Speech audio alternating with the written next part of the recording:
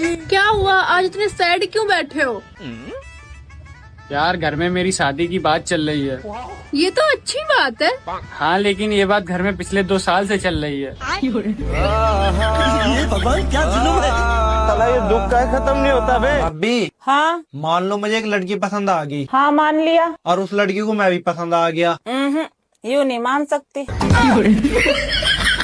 ऐसा हो ही नहीं सकता। अरे क्या भैया, कैसा लाइन मैकेनिक है आप? अगर काम से इतना डरिएगा तो कैसे काम कीजिएगा?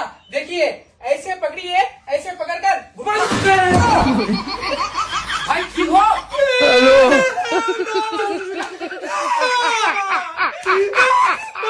নাতি পাড়ায় যে নতুন বউটা এসছে খুব মডার্ন, খুব শিক্ষিত। কি বলো, তুমি কি করে বুঝলে? রোজ রাতের বেলায় ওর স্বামীর সাথে ইংরেজিতে কথা বলে। ইংরেজিতে আবার কি কথা বলে? ও ইয়া কামান বেবি।